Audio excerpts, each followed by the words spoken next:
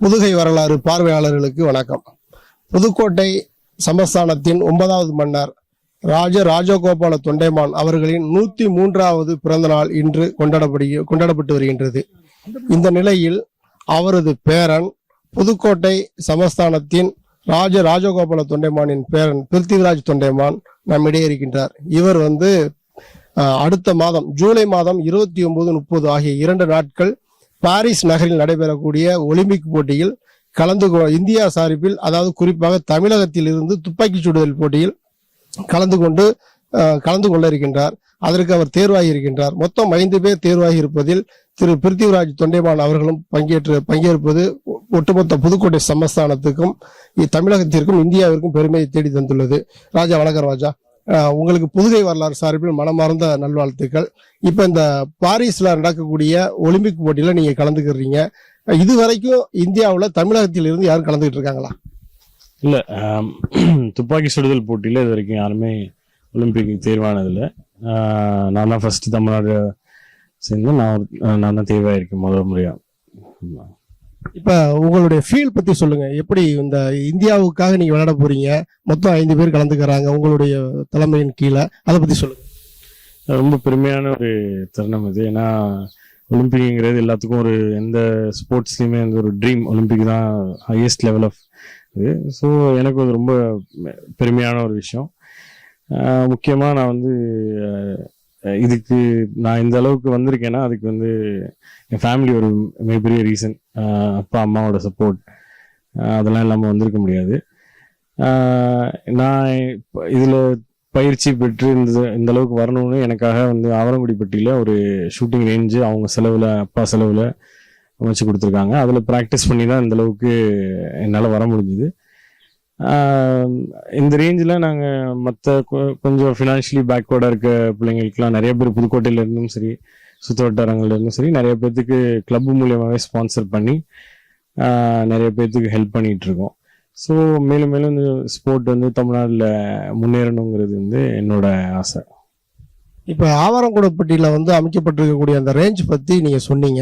அது இது வரைக்கும் அதில் கலந்துக்கிட்டவங்க வேற ஏதாச்சும் ஸ்டேட் லெவலில், இந்தியா லெவலில், வேர்ல்டு லெவலில் கலந்துட்டு இருக்காங்களா? ஈவெண்ட்ல போயிட்டு மெடல் அடிச்சிருக்காங்களா? இப்போ நீங்கள் தான் ஃபர்ஸ்ட் போறீங்களா?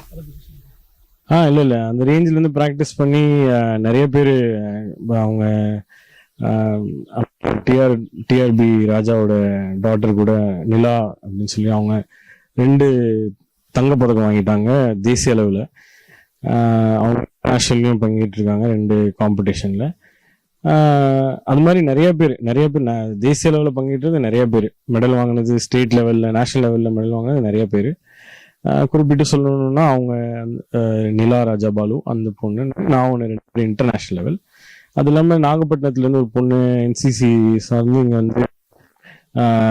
நம்ம ரேஞ்சில் பயிற்சி பெற்று அவங்க நேஷனல் லெவலில் மெடல் வின் பண்ணி ஸ்போர்ட்ஸ் மூலியமாக, அதாவது ஷூட்டிங் ஸ்போர்ட்ஸ் மூலியமா சப் இன்ஸ்பெக்டரா தேர்வாயிருக்காங்க. ஸோ இதெல்லாம் இந்த ரேஞ்சினால பயனடைந்தவர்கள் நாங்கள் எல்லாம்.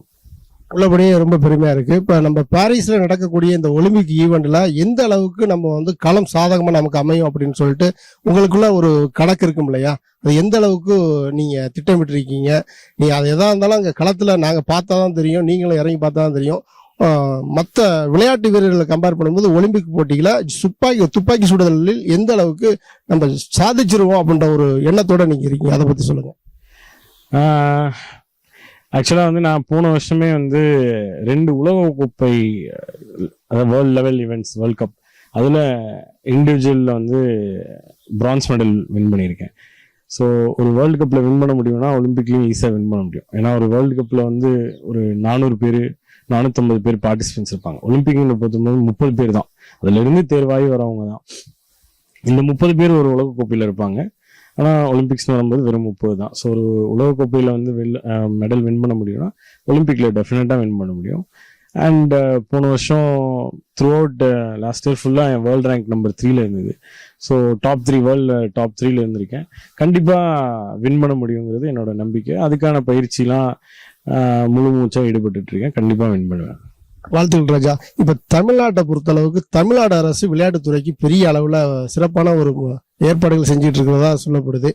நீங்க ஒலிம்பிக் போட்டியில துப்பாக்கி சுடுதலுக்கு எதுவும் அரசாங்கம் கிட்ட இருந்து எதுவும் எதிர்பார்க்கறீங்களா?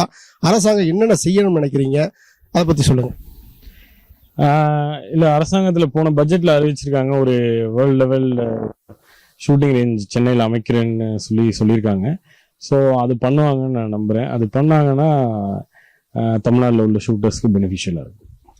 உள்ளபடியே நேயர்களே, புதுக்கோட்டை மாவட்டத்திற்கு ஒரு மிகப்பெரிய அங்கீகாரம், குறிப்பாக தமிழ்நாட்டிற்கும் இந்தியாவிற்கும் ஒரு மிகப்பெரிய அங்கீகாரத்தை நம்மளுடைய பிருத்திவிராஜ் தொண்டைமான் அவர்கள் ஏற்படுத்தி கொடுத்திருக்கின்றார்.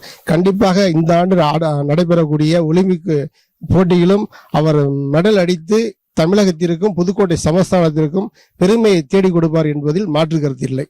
புதுகை வரலாறுக்காக ஒளிப்பதிவாளர் சிவனேசனுடன் சிவசக்திவேல்.